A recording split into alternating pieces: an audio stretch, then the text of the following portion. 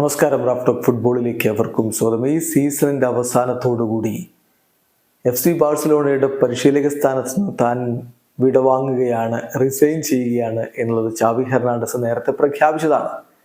ഇപ്പോൾ 2020 ശേഷം ആദ്യമായിട്ട് FC ബാഴ്സലോണ UEFA ചാമ്പ്യൻസ് ലീഗിന്റെ ക്വാർട്ടർ ഫൈനലിലേക്ക് എത്തുമ്പോൾ ആരാധകരുടെ മനസ്സിലെ ചോദ്യം UCL നേടിയാൽ ചാവി തുടരുമോ, ചാവി ബാഴ്സയിൽ തുടരുമോ എന്നുള്ളത്.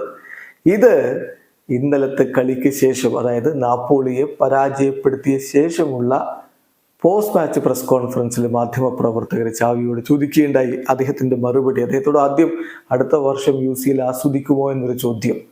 അത് ഉള്ളിലൂടെ കാര്യങ്ങൾ എടുക്കാൻ വേണ്ടിയിട്ടുള്ള ജേർണലിസ്റ്റിന് തന്ത്രം. പക്ഷേ ചാവിയുടെ മറുപടി, അതെ ആസ്വദിക്കും, അടുത്ത വർഷം ക്യാമ്പ് നൗവിൽ കളി നടക്കുമ്പോൾ ഞാൻ ആസ്വദിക്കും, പക്ഷെ ഫാനായിട്ടായിരിക്കും കളി ആസ്വദിക്കുക എന്നാണ് അദ്ദേഹം പറഞ്ഞത്. പിന്നെ അദ്ദേഹം പറയുന്നു, നിങ്ങൾ ഇങ്ങനെ ചോദിച്ചുകൊണ്ടേയിരിക്കും ചാമ്പ്യൻസ് ലീഗ് വിജയിക്കുകയാണെങ്കിൽ ഞാനിവിടെ തുടരുമോ എന്ന്. പക്ഷെ എൻ്റെ ഉത്തരം നോ എന്നാണ്. ഞാനിവിടെ തുടരില്ല.